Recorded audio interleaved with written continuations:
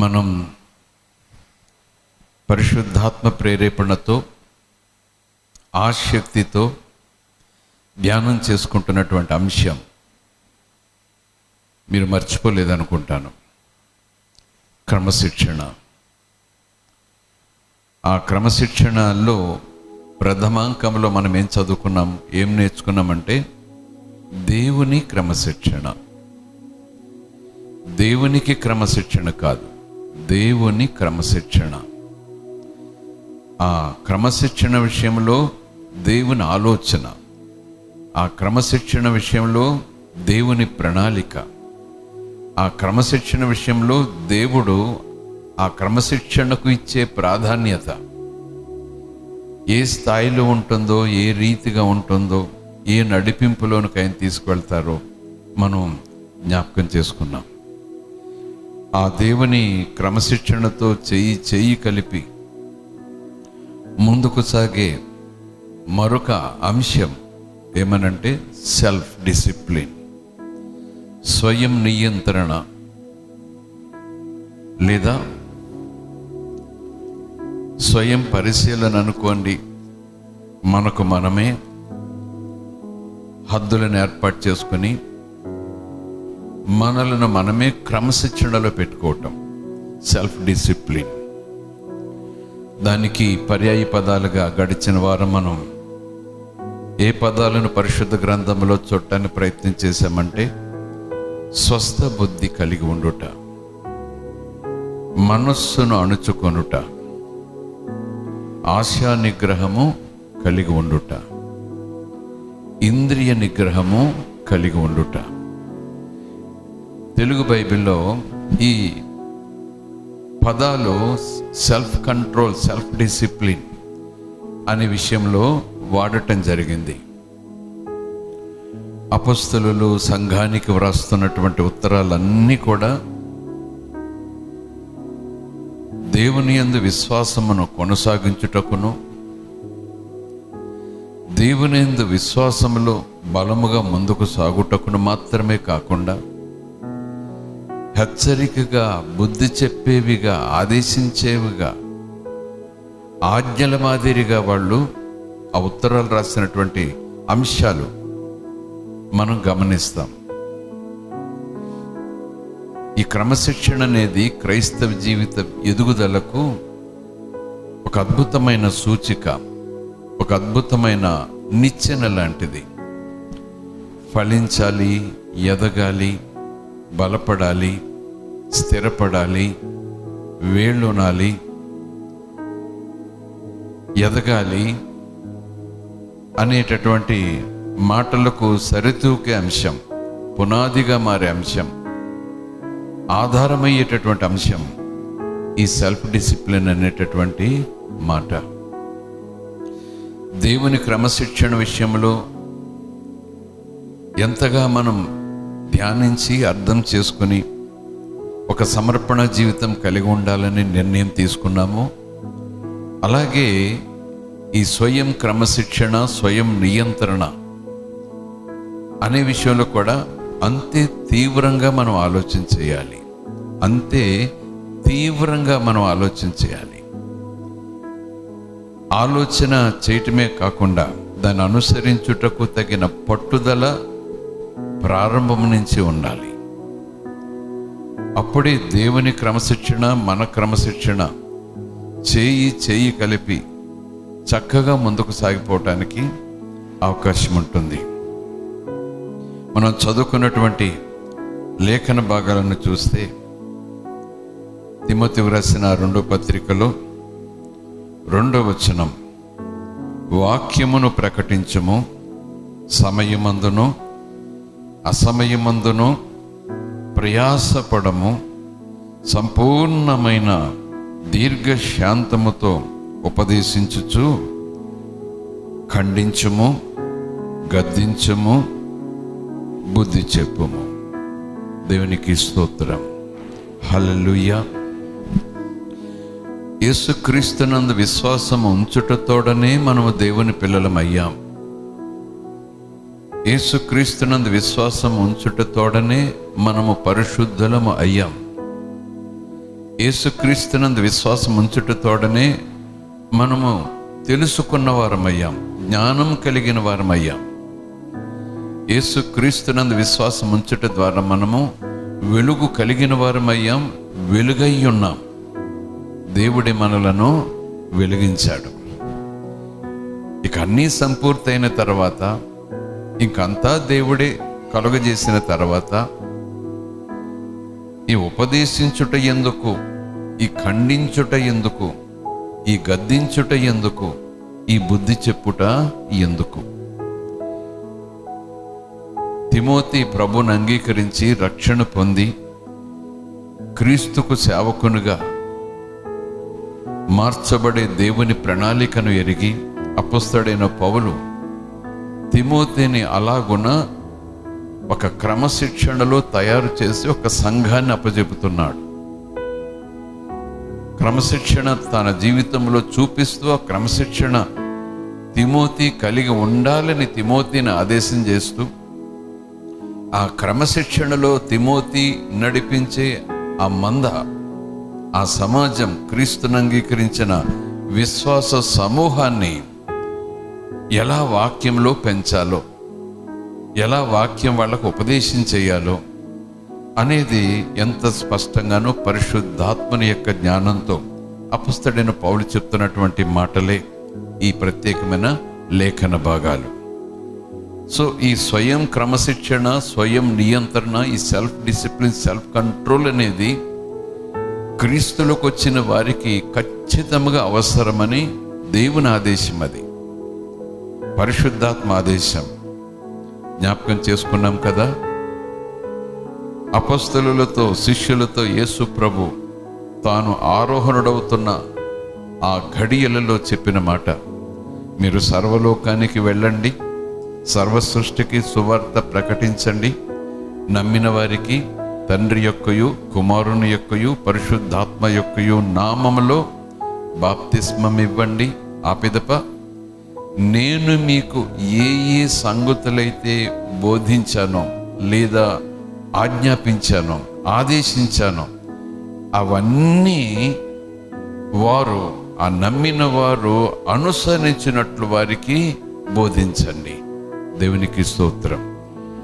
భక్తి చేయుటకు ఏదో కాలక్షేపానికి వినుట మాత్రం కాదు, నేను మీకు ఆదేశాలు ఆజ్ఞలు ఉపదేశం చేశాను, అలాగే మీరు ఉండాలని. అలాగే మీరు నేను మీకు చేసినటువంటి ఉపదేశాన్ని, ఆదేశాలను ఈ నమ్మిన వారు పాటించినట్టుగా, ఆ నమ్మిన వారు అనుసరించినట్టుగా వారికి కూడా అవే విషయాలు మీరు చెప్పాలి. దేవునికి స్తోత్రం. అంటే బాప్తిజం పొందిన తర్వాత క్రీస్తును అంగీకరించిన వారి యొక్క ఆధ్యాత్మిక జీవిత ప్రయాణం ఒక ప్రత్యేకమైన తీరులో ఉండాలనేది కదా దేవుని ఆలోచన. క్రీస్తును అంగీకరించిన తర్వాత, క్రీస్తులోకి వచ్చిన తర్వాత, క్రీస్తును ఎరిగి ఉన్నామని సాక్ష్యం చెప్పే ఆ దేవుని ప్రజల యొక్క అనుదిన జీవితంలో ఒక ప్రత్యేకమైన విధి విధానాలు వారి కలిగి ఉండాలి అనేది దేవుని ఖచ్చితమైన ఆజ్ఞ లాంటి ఆలోచనని మనం నమ్మాలి కదా. అవే ఆదేశాలను అపొస్తలులు స్వీకరించి అవే ఆదేశాలను ఈ లేఖనముల రూపంలో, లేఖల రూపంలో సంఘానికి ప్రకటింపజేస్తూ వస్తున్నారు. నువ్వు వాక్యాన్ని ప్రకటించాలి, కథలు చెప్పటం కాదు. నువ్వు వాక్యాన్ని చెప్పాలి, వంశావళులు చెప్పటం మాత్రం కాదు. నువ్వు వాక్యాన్ని చెప్పాలి, ప్రజలకు ఇష్టమైన విషయాలు చెప్పటం కాదు. నువ్వు వాక్యాన్ని ఉపదేశించాలి. దేవునామానికి స్తోత్రం. హల్లెలూయా. ఎందుకు వాక్యాన్ని ఉపదేశించాలి? ఎందుకు ఉపదేశించాలి? ఆ పై అధ్యాయంలోకి వెళదాం. అంటే 3వ అధ్యాయం ఆ చివరి భాగం నుంచి చూద్దాం. 14, 15, 16 వచనాలు కూడా చూద్దాం. క్రీస్తు యేసునందు ఉంచవలసిన విశ్వాసము ద్వారా రక్షణార్థమైన జ్ఞానము నీకు కలిగించుటకు శక్తిగల పరిశుద్ధ లేఖనములను బాల్యము నుండి నీవు ఎరుగుదువు కనుక నీవు నేర్చుకుని రూఢి అని తెలుసుకొన్నవి ఎవని వలన నేర్చుకుంటువో ఆ సంగతి తెలుసుకొని వాటి యందు నిలకడగా ఉండుము. దైవజనుడు సన్నద్ధుడై ప్రతి సత్కార్యమునకు పూర్ణముగా సిద్ధపడి ఉండునట్లు దైవావేశము వలన కలిగిన ప్రతి లేఖనము ఉపదేశించుటకును, ఖండించుటకును, తప్పుదిద్దుటకును, నీతియందు శిక్ష చేయుటకును ప్రయోజనకరమై ఉన్నది. దేవునికి స్తోత్రం. ప్రతి లేఖనం ఎందుకు వాక్యాన్నే బోధించాలి?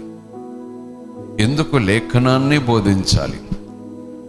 చాలాసార్లు దేవుని వాక్యం చదువుకుందాం, దేవుని వాక్యం మనం ధ్యానం చేద్దాం అంటూనే కథలతో ప్రారంభించి, అనుభవాలతో ప్రారంభించి, వాళ్ళ ఆలోచనలను ఒక చోటకు సమకూర్చి ఏదో చివరిలోనో మధ్యలోనో ఒక మాట నుంచి అదే బోధగా ప్రకటించేసే వారి సంఖ్య పెరిగిపోతున్న చివరి దినాలు. వినుట వలన విశ్వాసం. ఏం వినుట వలన? వాక్యం వినుట వలన. ఏ వాక్యం? దేవుని చేత ప్రకటించబడిన, దేవుడు ప్రకటింపచేసిన ఆ వాక్యం వినుట ద్వారా విశ్వాసం కలుగుతుంది. దేవునామానికి స్తోత్రం. ఆ వాక్యం ఎందుకు వాక్యం?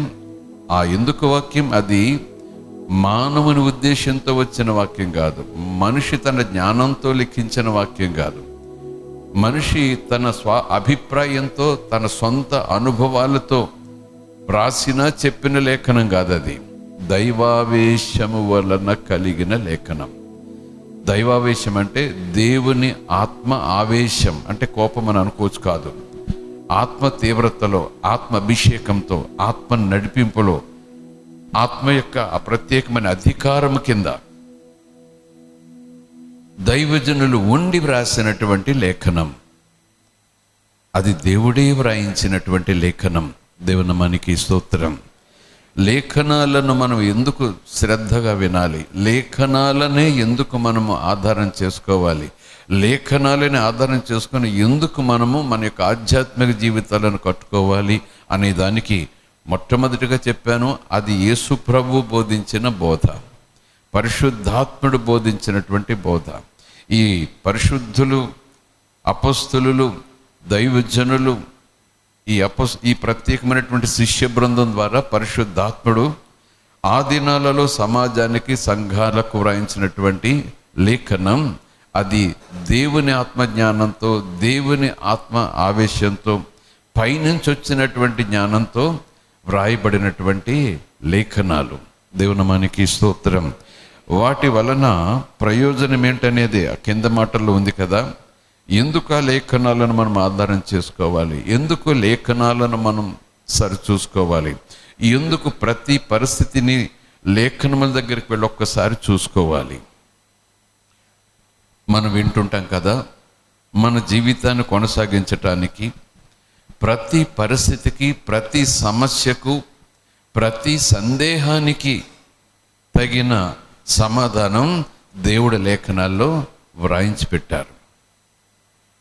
నిజానికి లేఖనాలు చదవటం మనం అలవాటు చేసుకుంటే, లేఖనాలను ధ్యానపూర్వకంగా చదవటం అలవాటు చేసుకుంటే, లేదా లేఖనాలను సరిగా విభజించి విడదీసి ఉపదేశం చేసేవారి ఉపదేశాల ద్వారా మనం లేఖనాలను, ఆ బోధను వినటం ద్వారా అవి అలవరుచుకుంటే, ఏదైనా ఒక కన్ఫ్యూజన్ వచ్చినప్పుడు, కొన్ని విషయాల్లో సమస్య వచ్చినప్పుడు, ఆ సమస్య నుంచి బయటపడే విధానాలు ప్రశ్నార్థకంగా మారినప్పుడు ఏం చేయాలి, ఎలా మాట్లాడాలి, ఎలా నిర్ణయం తీసుకోవాలి, ఎలాగ నేను స్పందించాలి అనే విషయాలను చట్టాలను మనము వ్యక్తుల దగ్గరకో, ఇరుగు పొరుగు దగ్గరకో పరుగున పోకుండా, వారికి ఉన్న పాటుని చెప్పకుండా, దేవుడు పరిశుద్ధాత్ముడు మనకు చక్కగా ఆ లేఖనం దగ్గర తీసుకెళ్ళిపోతాడు. దేవునామానికి స్తోత్రం.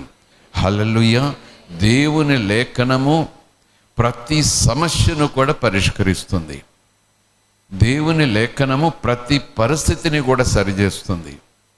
దేవుని లేఖనము ప్రతి వాతావరణాన్ని కూడా మారుస్తుంది, మలుస్తుంది.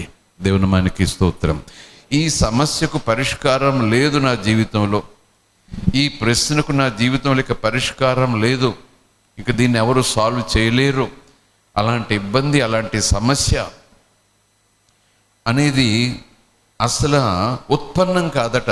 లేఖనం దగ్గరికి వెళితే, లేఖనాన్ని పక్కకు పెట్టి భక్తికి తగినట్టుగా కాసేపు చదివి, భక్తికి తగినట్టుగా కాసేపు విని, ఆ లేఖనాన్ని, బైబిల్ని పక్కకు పెట్టి సమస్యలను లోక సంబంధమైన జ్ఞానంతో పరిష్కరించుకోవడానికి ప్రయత్నం చేసిన, సమస్యల నుంచి పరిష్కారం కోరే మనస్సును మనం కలిగి ఆ పరిష్కారం చేయమని వ్యక్తుల దగ్గరికి మనం వెళ్ళినా సమస్యకు దేవుని చిత్తానుసారమైన పరిష్కారం రాదు. ఏమైనా పంచాయతీలైనా, ఒక వాదాల వివాదాలు వచ్చినా దేవుని చిత్తానుసారమైనటువంటి పరిష్కారం అక్కడ జరగాలి అంటే ఖచ్చితంగా దేవుని యొక్క వాక్యం ప్రకారమే మనం ఆ విషయాన్ని ఆలోచన చేయాలి. దేవుని మనకి స్తోత్రం. Praise the lord. హల్లెలూయా. ఎందుకు ఈ లేఖనము? దేవుని వలన, దేవుని దగ్గర నుంచి దైవావేశంతో, దేవుని ఆత్మావేశంతో, దేవుని ఆత్మాభిషేకంతో వ్రాయబడిన, లిఖించబడిన, ప్రకటించినటువంటి లేఖన భాగం. ఉపదేశించుటకు లేఖనం అవసరం. ఆ లేఖనం యొక్క ప్రయోజనం ఏంటి? ఉపదేశించటానికి, జ్ఞానం కలగజేయటానికి, ఆలోచన కలగజేయటానికి, సమస్యల నుంచి విడిపించటానికి, సందేహాలను నివృత్తి చేయటానికి, తర్వాత ఖండించటానికి, ఆ తర్వాత మాట తప్పుదిద్దుటకు లేఖనం. దేవుని మనకి స్తోత్రం. హల్లెలూయా. మనం లేఖనం దగ్గరికి వెళితే అది సర్దుబాటు చేసుకోమని చెప్పదు. లేఖనం ఎప్పుడు కూడా సరి చేసుకోమని చెప్తుంది, దిద్దుబాటు చేసుకోమని చెప్తుంది. అవునంటే అవునంటుంది, కాదంటే కాదింటుంది. ఖండన. Praise the lord. హల్లెలూయా. మధ్యమార్గంగా ఇలాగా చెయ్యండి అని లోకరీతి ఆలోచనలు, వ్యాపార విషయాల్లో మీరు ఇలాగంటున్నారు, మధ్య మార్గంగా ఇలా చెయ్యండి, ఇద్దరికీ కూడా ఉపయోగకరంగా ఉంటుందని చాలా విషయాల్లో అలాంటి తీర్పులు, అలాంటి పరిష్కారాలు పెద్దలు చెప్తుంటారు. మధ్య మార్గం.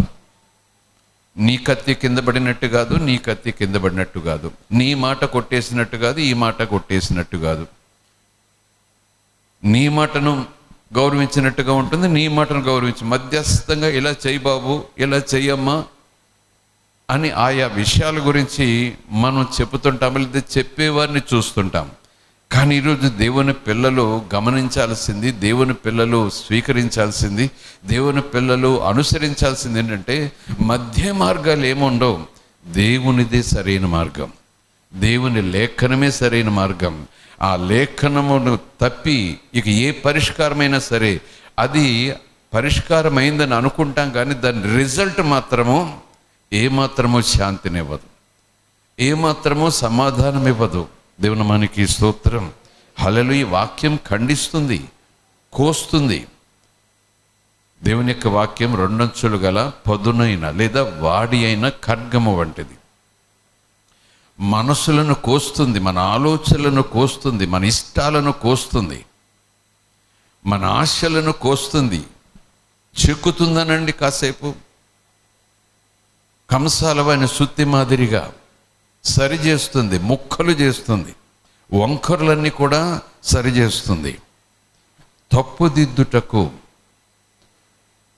ఒక స్థితి దిద్దుబాటులోకి రావాలంటే అది తప్పో ఒప్పో తెలియాలి, అది మంచో చెడో తెలియాలి, అది సన్మానమైనదో అవమానమైనదో తెలియాలి, అది మేలో కీడో మనకు తెలియాలి. మేలో కీడో తెలియకుండా ఎలా సరిచేస్తాము, ఎలా సరిచేయబడతాము? ఒక వ్యక్తి చేసినది, ఒక వ్యక్తి తీసుకున్న నిర్ణయము, ఒక వ్యక్తి వేసినటువంటి అడుగు అది మంచిదా చెడ్డదా, సరైనదా కాదా అని ఖచ్చితంగా మనకు తెలిసినప్పుడే సరైనదని ఒక వర్గం చెప్తారు, సరైనది కాదని మరొక గుంపు చెప్తారు.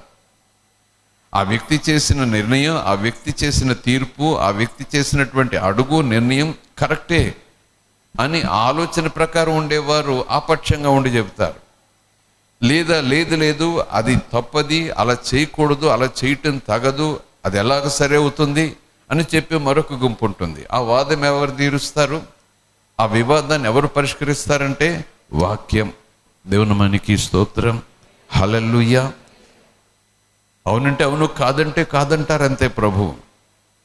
ఎప్పుడైతే వాక్యం ఒప్పు అని చెప్పిందనుకోండి, ఇక మరొక సరి చేసుకోవటాలు సరిదిద్దుకోవటాలు లేవు. అలా ఉండాల్సిందే దేవుని బిడ్డ. ఈ కొద్ది రోజులు ఇలాగుండు, ఈ కొద్ది రోజులు ఇలాగుండు, ఈ కాసేపు ఇలాగుండు. No way. నువ్వు నిజముగా దేవుని బిడ్డవైతే, నేను నిజముగా దేవుని బిడ్డనైతే, దేవుని పట్ల భయభక్తులు కలిగిన వ్యక్తినైతే ఉన్న పాటున్న మనసు మార్చుకోవటానికి ఇష్టపడాలి. దేవునికి స్తోత్రం. హల్లెలూయా. అది తప్పని తెలిసినప్పుడు దిద్దుబాటు చేసుకోవాలి. అది తప్పని తెలిసినప్పుడు ఒప్పుగా భావిస్తూ ఇంకా పర్వాలేదని అనుకుంటూ కాకుండా, ఆ పరిశుద్ధాత్మ ఒప్పించినప్పుడు, ఒప్పించుట తీవ్రమైనప్పుడు, ఆయన చెక్కే విధానం తీవ్రమవుతున్నప్పుడు, మన మనస్సాక్షి కూడా మనను ఒత్తిడి చేస్తూ గద్దిస్తున్నప్పుడు, ఇక ఏమాత్రము ఆలస్యం చేయక, ఏమాత్రము సాకులు చెప్పక, ఏమాత్రము సర్దుబాటు లేఖనాలను తెచ్చుకోకుండా, లేఖనాల్లో కొన్ని సర్దుబాటు వాక్యాలు ఉంటాయి, అవి తెచ్చుకుని ఇలా కూడా ఉంది కదా బైబిల్లో అని అనుకుంటూ అలా సరిపెట్టుకోకుండా ఉన్న పాటున దిద్దుబాటు చేసుకోవాలి. అందుకే లేఖనముల ఉపదేశం. దేవుని మనకి స్తోత్రం. హల్లెలూయా. Praise the lord. హల్లెలూయా.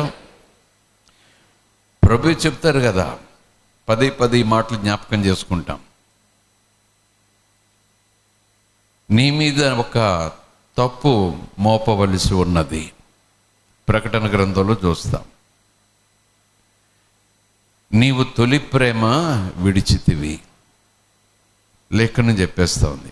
ఎక్కడ విడిచానో, ఏ విషయాలు విడిచానో అనేం లేదు. విడిచితివి అని ప్రభు అంటున్నాడంటే వెంటనే విడిచిపెట్టానన్నమాట. విడిచిపెట్టాను కాబట్టి ఆయన అలా మాట్లాడుతున్నాడు. దేవుని మనకి స్తోత్రం. అదే ఒక వ్యక్తి అంటే నేనేం విడిచిపెట్టలేదు, నీకు అలా కనిపిస్తున్నానేమో, ఎందులో విడిచిపెట్టానమ్మా, ఇలాగుంటలేదు, అలాగుంటలేదు, అలా చేయట్లేదని వాదాలు పెరిగిపోతాయి. మళ్ళీ మనం సర్దుబాటు చేసుకునే విషయాలు పెరిగిపోతాయి. కానీ దేవుని లేఖనం దగ్గరికి వచ్చినప్పుడు సూటిగా మొక్క మీద కొట్టినట్టు మాట్లాడతారు ప్రభువు. దేవుని మనకి స్తోత్రం. నువ్వు నేరం చేసావంటలేదు, నువ్వు తప్పు, నీ జీవితంలో ఒక తప్పు ఉంది, ఆ తొలి ప్రేమ నీలో లేదు అని విడిచిపెట్టేస్తానంటలేదు, శిక్షిస్తానంటలేదు. ఏ స్థితిలో నుంచి నువ్వు పడితేవో, తొలగిపోతేవో అది జ్ఞాపకం చేసుకుని మారు మనసు పొందు, నా వైపు తిరుగు అంటే ఏంటి చెప్పండి? దిద్దుబాటు చేసుకో. సర్దుబాటు కాదు, దిద్దుబాటు చేసుకో. దేవుని మనకి స్తోత్రం. Hallelujah. Praise the lord. Hallelujah. ఒక్కొక్కసారి దేవుని పిల్లలమైన మనం మన జీవితాలు కొన్ని తొందరలు జరుగుతున్నప్పుడు, కొన్ని తొందరలు జరుగుతున్నప్పుడు, ఆ బలహీనతల విషయంలో ఇతరులను సరిచేసేటప్పుడు కానీ, ఇతరులు హెచ్చరించేటప్పుడు కానీ, పర్వాలేదమ్మా, పోన్లే అమ్మా, నీలాగా మరి అందరూ ఇలా చేస్తారు కదా, అందరికి వచ్చిందే నీకు వచ్చింది, పర్వాలేదులే కొంతకాలము, దేవుడు ప్రేమమయుడు, దేవుడు ప్రేమమయుడు అంటూ అలా చెప్పేది సరైన సలహా కాదు, సరైన ఉపదేశం కాదు. దేవుని మనకి స్తోత్రం. హల్లెలూయా. సమస్య పరిష్కారమవ్వాలి అనే వాంఛ నాకు కలిగినప్పుడు, ఈ సమస్య ఏమైనా సరే పరిష్కారం దిశగా వెళ్ళాలి అనే ఒక నిర్ణయం నాకు ఉన్నప్పుడు, లేఖనాన్ని ఉన్నట్టుగా అక్కడ వ్యక్తికి చెప్పాల్సిందే. ఇది సరికాదు అంటే సరికాదు అంతే. దేవుడు ఇది అవును అంటున్నాడంటే అవును అంతే. దేవుడు ఇది కాదు అంటున్నాడంటే అది నా సొంత కొడుకైతే ఒక తీర్పు, మరొకరు కొడుకైతే మరొక తీర్పు, నా సొంత కుటుంబ వ్యక్తి అయితే ఒక తీర్పు, మరొక కుటుంబ వ్యక్తి అయితే మరొక తీర్పు అయితే ఈ పరిశుద్ధ గ్రంథాన్ని చేతపట్టాల్సిన పని లేదు, నేను సలహా ఇవ్వటానికి నిలబడాల్సిన పనే లేదు. తప్పుకోవటమే మంచిది. దేవుని మనకి స్తోత్రం. Hallelujah. Praise the lord. Hallelujah. తప్పుదిద్దుటకును నీతి యందు శిక్ష చేయుటకును, శిక్షణ లేదా ఇన్స్ట్రక్షన్స్, ఉపదేశం అనుకోండి, సూచనలు, ఇన్స్ట్రక్షన్, శిక్షణ చేయుటకు, తర్ఫీదు ఇవ్వటానికి, నీతి యందు తర్ఫీదు ఇవ్వటానికి లేఖనాలు ప్రయోజనకరంగా ఉంటాయి. ఎందుకు లేఖనం దగ్గరికి వెళ్ళాలి? ఎందుకు లేఖనం ధ్యానం చేయాలి? లేఖనం చదివితే దేవునికి భక్తి చేసినట్లు. లేఖనం దేవుని కోసం చదవటం లేదు, దేవుని ఆలోచనలను మనం జ్ఞాపకం చేసుకోవటం చదువుతున్నాం. దేవుని యొక్క ప్రణాళికలు చదువుకోవటం, దేవుని యొక్క ఇష్టం ఏంటో తెలుసుకోవటం అని చదువుతున్నాం. కానీ ప్రార్థన దేవుని కోసం కాదు, ప్రార్థన మన కోసం, దేవునికి. ప్రైజ్ ది లార్డ్, హల్లెలూయా. లేఖనాలు కూడా మన కోసం దేవుడు రాశాడు, ఆయన కోసం రాసుకోలేదు. మనం ఆయన పోలికలోకి మారాలని, మనం ఆయన మార్గంలో వెళ్ళాలని, మనం ఆయన సన్నిధిలో మహిమలో చేరేటటువంటి క్రమశిక్షణ కలిగి ఉండాలని మన కోసం ఆయన రాశారు, మన కోసం ఆయన రాయించారు, మన కోసం ఆయన ప్రత్యక్షపరిచారు, మన కోసం అపొస్తలులను సిద్ధం చేశారు, మన కోసం ప్రవక్తలను సిద్ధం చేశారు. దేవుని మనకి స్తోత్రం. కనుక భక్తి చేయటం అనేది, దేవునికి కానుకలు ఇవ్వటము, ఇలాంటివన్నీ కూడా భక్తి చేయటంలో బాగా ఉంటాయేమో. కానీ లేఖనం చదివేటప్పుడు అమ్మయ్య 3 అధ్యాయాలు చదివాను, భక్తి చేశాను, నో వే. అలాంటి భక్తి దేవునికి కాదండి. అది 3 అధ్యాయాలను చదివానంటే 3 అధ్యాయాల్లో ఉన్న వచనాలు నాతో ఎలా మాట్లాడాయి, ఏ విషయాల గురించి మాట్లాడాయి, ఏ తీరులో ఉండేలాగా మాట్లాడాయి, ఏ రీతిగా దేవుడు అవునంటున్నాడు, ఏ రీతిగా దేవుడు కాదంటున్నాడు అనేటటువంటి ఉద్దేశంతో, ఆ తాత్పర్యంతో మనం లేఖనాలను చదివితే ప్రతిరోజు ప్రభు ప్రసన్నత, ప్రతిరోజు ప్రభు సన్నిధిని మనం అనుభవించగలం. దేవుని నామానికి స్తోత్రం. ప్రైజ్ ది లార్డ్, హల్లెలూయా. ఇక్కడున్న యవ్వనస్తులకైనా, ప్రభువులకు వచ్చి కొంతకాలమైన వారికైనా, ప్రభువులు చాలా కాలం నుంచి ఉన్నామనుకునే వారికైనా ఈరోజు ఈ బోధ మరొకసారి ఒక కుదుపు లాంటిది. మరలా మన యొక్క ఆ GPS లాగా ఏ డైరెక్షన్లో నేను వెళుతున్నాను, ఏ డైరెక్షన్ వెళుతున్నాను, నా ఆధ్యాత్మిక జీవితం ఏ డైరెక్షన్లో వెళుతూ ఉంది, ఏ దిశగా వెళుతూ ఉంది, ఏ కోణంలో వెళుతూ ఉంది, ఎంత వేగంగా వెళుతూ ఉంది అనేది ఎప్పటికప్పుడు పరిశీలన చేసుకోవటానికి ఇలాంటి లేఖన ఉపదేశాలు మనం తప్పక ధ్యానం చేయాలి. ఎందుకు లేఖనాన్ని ఉపదేశించాలి నువ్వు? ఇది దైవావశ్యములు వచ్చినటువంటి లేఖనం కదా.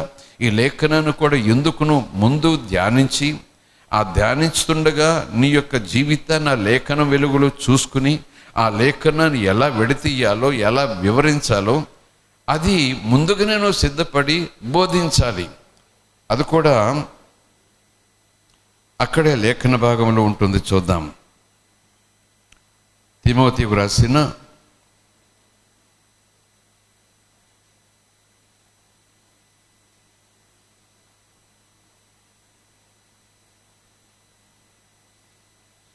2వ పత్రిక 2వ అధ్యాయం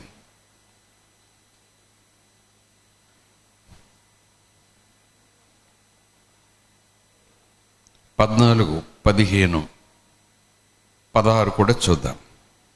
దేవునికి స్తోత్రాలు చెబుదాం.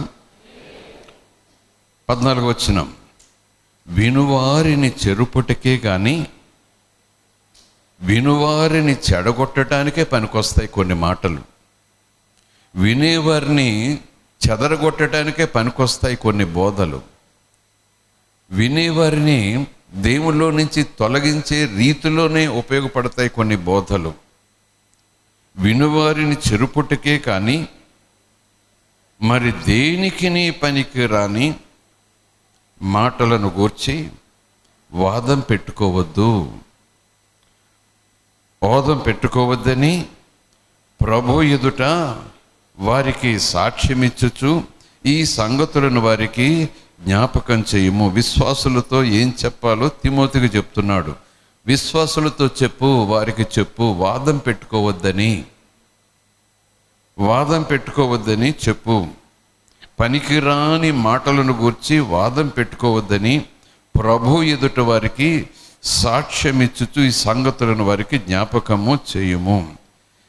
ఆ వాదం అంటే మాటలు, దేనికి పనికిరాని మాటలు, దేనికి పనికిరాని మాటల మీద వాదం పెట్టుకోవద్దు.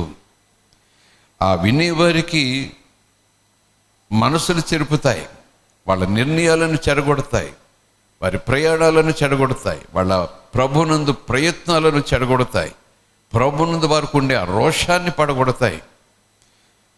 వినేవారిని చెరుపుటకే తప్ప మరి దేనికి పనికిరాని మాటల విషయంలో వారు గమనించి పరిశీలన చేసి వాటికి దూరంగా ఉండమని, అలాంటి వాదం పెట్టుకోవద్దని ప్రభు ఎదుట వారికి, సమాజంలో ఉన్న విశ్వాసులకు సాక్ష్యమిచ్చుచు ఈ సంగతులను వారికి జ్ఞాపకం చేయము. 15 వచనం, దేవుని ఎదుట యోగ్యునిగాను సిగ్గుపడనక్కరలేని పనివానిగాను, సత్యవాక్యమును సరిగా ఉపదేశించువానిగాను నిన్ను నీవే దేవునికి కనపరుచుకొనుటకు జాగ్రత్త పడము.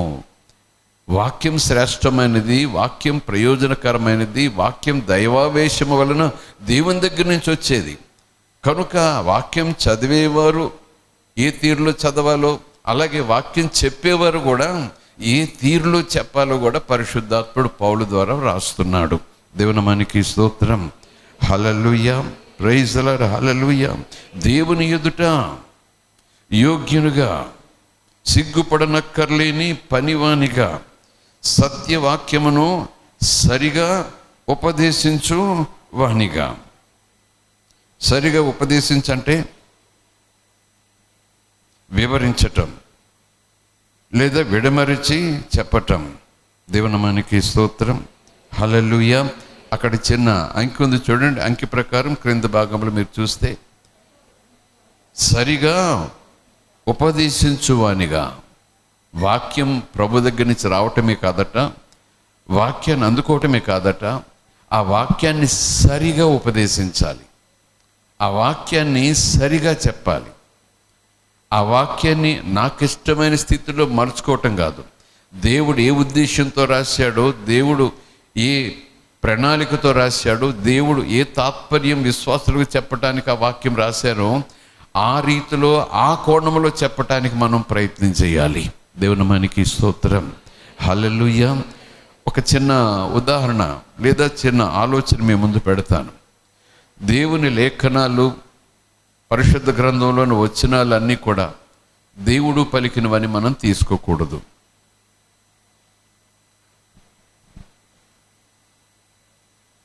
ఒక దైవజనుడు చెప్తున్నారు, ఈ క్రిస్మస్కి క్యాలెండర్స్ వేసినప్పుడు ఆ పై అర్ధ భాగంలో బొమ్మలు వేసి, కొన్ని పిక్చర్స్ని వేసి, ఆ పక్కన పెద్ద వచనం పెడతారు. ఆ వచనంలో బైబిల్లో ఉన్న వచనమే కదా అని చెప్పి యేసు ప్రభువుని అపవాది అరణ్యములో శోధించిన ఆ 3 శోధనల్లో ఒక శోధన వాక్యం రాశారు అక్కడ. ఈ క్రిస్మస్ ఒక క్యాలెండర్ కంపెనీ దైవజనులు చేశారు. అది మరి ఎవరు చేశారు? బైబిల్లో వచనమే కదా, బైబిల్లో ప్రింట్ అయి ఉన్న వచనమే కదా అని చెప్పేసని క్యాలెండర్లో ఒక భాగంలో ఆ వచనం రాశారు. అది వాగ్దానమా, ఆదేశమా, అది దేవుడు పలికిన మాట అనేది ఆలోచన కాదు అక్కడ. నీవు నాకు సాగిలిపడి నాకు నమస్కారం చేస్తే ఇదంతా నీకు ఇస్తాను. అది బైబిల్ చదివిన వారు, మరి విశ్వాసులు ఎవరది ప్రింట్ చేశారో, ఎవరు దాన్ని అనుసరించారో తెలియదు. కానీ దేవుడు అంటున్నాడు ఏంటి, నువ్వు నాకు సాగిలిపడి నాకు నమస్కారం చేస్తే, మాట అలాగే ఉంది కదా, నువ్వు నాకు సాగిలిపడి నాకు నమస్కారం చేస్తే అంతా నీకు ఇస్తాను. దేవుడు అన్నట్టుగానే ఉంది అది. అలాగే కదా, దేవునికి సాగిలిపడి నమస్కారం చేస్తే దేవుడు అన్నీ ఇస్తాడు అన్న భావనతో ఆ స్క్రిప్చర్ పెట్టేశారు అక్కడ. కానీ వాక్యం దగ్గరికి వెళ్ళి చూస్తే అది ఎవరు పలికిన మాట, ఏ ఉద్దేశంతో పలికిన మాట, శోధకుడు శోధించేటటువంటి మాట. అందుకే వాడు తప్పు ఒప్పు క్యాలెండర్ మీద రాశారని ప్రస్తుతం కాదు, కానీ లేఖనాలను ఏ సందర్భంలో ఏ ఉద్దేశంతో ఆ లేఖనం రాయించాడు. హెచ్చరికగా రాయించాడా, ఆదరణగా రాయించాడా, ఓదార్పుగా రాయించాడా, ఖండిస్తూ రాయించాడా, సరిచేస్తూ రాయించాడా, దీవిస్తూ రాయించాడా? ఈ తాత్పర్యాన్ని మనం మనసులో పెట్టుకోకుండా లేఖనాలను ఒకే మోసలో చదువుకుపోతే తప్పకుండా తొందరపడతాం, తొట్టిల్లలాగా చేయటానికి అపవాది ఎప్పుడు కూడా సిద్ధంగా ఉంటాడు. అందుకే ఎంత స్పష్టంగా అపొస్తలుడైన పౌలు తిమోతికి చెప్తాడు, ఎలాగట, ప్రతి మాటను చక్కగా బోధించటానికి, సరిగా బోధించటానికి నువ్వు సిద్ధపడాలి. సిగ్గుపడనక్కర్లేని యోగ్యుడవైన పనివానిగా ఈ సత్యవాక్యాన్ని నువ్వు ఉపదేశించాలి. దేవునామానికి స్తోత్రం. ఈ వాక్యం గురించి ఎందుకు ఇలాగ మనం ఈరోజు మరలా జ్ఞాపకం చేసుకుంటున్నాం? వాక్యం గురించి ఎన్ని బోధలు విన్నాం, వాక్యంలో ఉండే శ్రేష్టత గురించి, వాక్యం ఎక్కడి నుంచి వచ్చింది, ఆ వాక్యంలో ఏ శక్తి ఉంటుందని చాలాసార్లు విన్నాం. మరలా ఎందుకు దేవుడు ఈ మాటలు ఈరోజు మనతో చెప్పిస్తున్నాడంటే, వాక్యం మీద మనకు ఉండే ఆ గురి సన్నగిల్లుతో ఉండొచ్చు, లేదా రాబో దినాల్లో వాక్యం మీద మనం ఉంచాల్సినటువంటి ఆ గురి సన్నగిల్లే పరిస్థితులు రాబోతున్నాయేమో. అందుకే దేవుడు వాక్యం మీద ఎక్కువగా ఆనుకోమని చెప్తున్నాడు. వాక్యాన్ని లోతుగా ధ్యానం చేయమని చెప్తున్నాడు. వాక్యాన్ని ధ్యానం చేసే సందర్భంలో పరిశుద్ధాత్మని సహాయం కోరుకోమని చెప్తున్నాడు. దేవుని నామానికి స్తోత్రం. Praise the lord. హల్లెలూయా. ఎందుకండి ఇలాగున్నా? అందరూ బైబిల్లోదే కదా చెప్తారు, బోధకులందరూ కూడా బైబిల్లో వాక్యమనే కదా చెప్తారు అనంటే, ఇక్కడ 4వ అధ్యాయం మనం చదువుకుని వచ్చిన భాగంలో 3వ వచనం చూడండి. ఎందుకనగా, ఎందుకు జాగ్రత్తగా ధ్యానం చేయాలి, ఎందుకు జాగ్రత్తగా ఉపదేశించాలి, ఎందుకు జాగ్రత్తగా నిన్ను నువ్వు ముందు పరిశీలన చేసుకోవాలి, ఎందుకు ఖండించాలి, ఎందుకు తప్పును సరిచేయాలి అనంటే, ఎందుకనగా ఎంత చక్కగానో, జనులు హితబోధను సహింపక. ప్రజలు హితబోధ, ఆరోగ్యకరమైన బోధ అని క్రిందుంది. మంచి బోధ, హితబోధను సహించుకోలేరు. సహింపక, ఒప్పుకోక, అంగీకరించక. ఎందుకనగా జనులు హితబోధను సహింపక దురద చెవులు గలవారై తమ సొంత దురాశలకు, తమ ఇష్టాలకు, తన కోర్కెలకు, తమ అభిప్రాయాలకు, తమ నిర్ణయాలకు అనుగుణంగా బోధ చేసే బోధకులను తమ కోసం ఏర్పాటు చేసుకుంటారు. తమ ఇష్టం ఏమై ఉన్నదో ఆ ఇష్టం గురించి బోధ చేసే వారిని పోగేసుకుంటారు. వాళ్ళలో కొన్ని విషయాలు ఉంటాయి, వాళ్ళలో కొన్ని ఆశలు ఉంటాయి, వాళ్ళలో కొన్ని ఆలోచనలు ఉంటాయి, వాళ్ళలో ఇలాగ దేవుని చిత్తములో వెళ్ళాలనే అభిప్రాయాలు ఉంటాయి. కానీ వాక్యం ఖచ్చితంగా సూటిగా మాట్లాడుతూ ఉంటుంది కనుక వాళ్ళకి ఇబ్బంది. హితబోధ, ఆరోగ్యకరమైన బోధ వాళ్ళకి ఇబ్బందిగా ఉంది. ఆ లేఖనం వాళ్ళకి ఇబ్బందిగా ఉంది, ఆ యొక్క ఉపదేశం. కనుక వారి యొక్క దురాశ చప్పున, వారి స్వకీయ దురాశల చప్పున ఏం చేస్తారట? తమకు అనుకూలమైన, తమ దురాశలకు అనుకూలమైన బోధ చేసే ఆ బోధలు బోధ చేసే బోధకులను పోగు చేసుకుంటారు. ఆ బోధల దగ్గరికి వెళ్ళటం అటు ఉంచండి, ఆ బోధకులను పోగు చేసుకుంటారు. ఎంత భయంకరమైన మాట! బోధలేనట అవి బోధలేనట. కానీ వాళ్ళ సొంత ఇష్టాలకు అనుగుణంగా ఆ దురాశలను ఖండించే బోధలు కాదు. ఆ స్వచ్ఛమైన దేవుని చిత్తానుసారంగా వెళ్ళాలి అనేటటువంటి బోధలు కాదు. తమ స్వకీయ దురాశలకు అనుకూలమైన బోధ, తమ నిర్ణయాలకు అనుకూలమైన బోధ, తమ అభిప్రాయాలకు అనుకూలమైన బోధ. దేవుని ట్రాక్లోకి మనం వెళ్ళటం కాదు, మన ట్రాక్లోకి దేవుడు రావాలి. దేవుని ఆలోచనలకు మనం వెళ్ళటం కాదు, దేవుడు మన ఆలోచనలోకి రావాలి. దేవుని ఇష్టంలోనికి మనం వెళ్ళటం కాదు, దేవుడు మన ఇష్టంలోనికి రావాలి. ప్రభువులోకి వచ్చిన తొలి దినాల్లో పసిపిల్లల విశ్వాసంతో మనం ఒకవేళ అలాంటి స్థితిలో ఉండొచ్చేమో. కానీ వాక్యం ఎరిగిన తర్వాత, వాక్యం వింటున్న తర్వాత, వాక్యాన్ని స్వీకరిస్తున్న తర్వాత, భక్తులు పెరుగుతున్న తర్వాత దేవుడు నా ట్రాక్లోకి రావాలి, దేవుని ట్రాక్లోకి నేను వెళ్ళను అనేటటువంటి పరిస్థితి ఏ విశ్వాసైనా కలిగి ఉన్నాడంటే అతను విశ్వాసే కాదు అంటాడు పరిశుద్ధాత్ముడు. అతను విశ్వాసం అంటానికి ఏంటి రుజువు? బైబిల్ పట్టుకున్నాడు. ఏంటి రుజువు? ఇంట్లో క్యాలెండర్ ఉంది. ఏంటి రుజువు? మెడలో సిలువ వేసుకున్నాడు. ఏంటి రుజువు? యేసున దేవుడు అంటున్నాడు. కానీ లేఖనం చెప్తుంది అవి రుజువులు కాదు, అవి మాత్రమే రుజువులు కాదు. ఆ విశ్వాసి దేవుని మార్గంలో ఉంటాడు, దేవుని మార్గంలో ఉండటానికి ఇష్టపడతాడు, దేవుని మార్గంలో ఉండుట గొప్ప భాగ్యం అనుకుంటాడు. దేవుని మార్గంలో ఉండకపోతే అయ్యో అనేటటువంటి ఒక ఆర్తనాదం మనస్సాక్షి ద్వారా తను పొందుకుంటుంటాడు. దేవునికి స్తోత్రం. హల్లెలూయా, ప్రైజ్ ది లార్డ్, హల్లెలూయా. నేటి దినాల్లో కాదు, ఆ దినాల నుంచి కూడా విశ్వాసుల జీవితాలు అలాగే ఉన్నాయి. దేవుని పిల్లలమే, దేవుని మార్గంలో ఉండేవాళ్ళమే, దేవుని పిల్లలుగా సాక్ష్యాలు చెప్పేవాళ్ళమే. కానీ ఒక సమస్య వచ్చినా, ఒక విధి విధానాలు వచ్చినా, జీవితాన్ని సరి చేసుకుని క్రమపరుచుకునే ఆ పరిస్థితులు వచ్చినా సరే, నో, బైబిల్ మాత్రం చదువుతా, దేవుని మాటకు లోబడను. చర్చికి వెళ్తా, దేవుని మాటకు లోబడను. ఒకవేళ దైవజనుల వాక్యం ఎలాగుంది కదా, ఎలాగుంది కదయ్యా, ఎలాగుంది కదమ్మా, మనం ఉండాలి కదా ఇలాగా అని అంటే, అలాగే అంటూనే ఇలాగే ఉంటాను అనే రీతి, ఇది దేవుని నడిపింపు కానీ కాదు. అలాంటి వ్యక్తుల విషయంలో దేవుడు దుఃఖపడతాడు. దేవుని మనకి స్తోత్రం, హల్లెలూయా. అలాంటి వాళ్ళకి అనుకూలంగా ఉండాలి మనం, అలాంటి వాళ్ళకి విముఖంగా ఉండాలి మనం. అలాంటి వాళ్ళను సరిచేయడానికి ప్రయత్నం చేయాలా, లేకపోతే అలాంటి వాళ్ళతో స్నేహం చేయడానికి ప్రయత్నం చేయాలా? లేఖనం స్పష్టంగా చెప్తుంది, విముఖుడుగా ఉండు. వాళ్ళ అభిప్రాయాలు అలాగుంటే నువ్వు విముఖుడుగా ఉండు, వాళ్ళతో స్నేహం చేయి, వాళ్ళు ప్రేమించు. హలో అంటే హలో చెప్పు, వందనాలంటే వందనాలు చెప్పు యేసు ప్రేమను బట్టి. కానీ వాళ్ళ నిర్ణయాలు దేవుని వాక్యానుసారంగా లేకపోతే వాళ్ళకు విముఖుడుగా ఉండు, ఖచ్చితంగా చెప్పాల్సిందే. దేవుని మనకి స్తోత్రం, ప్రైజ్ ది లార్డ్, హల్లెలూయా. ఎందుకు ఈ వాక్యం గురించి ఇలా మాట్లాడుకుంటున్నాం? ఎందుకనగా జనులు హితబోధను సహింపక, అనుసరింపక దురద చెవులు. ఆ దినాల్లో ఈ లేఖనాలు వ్రాసేటప్పుడు అపొస్తలులు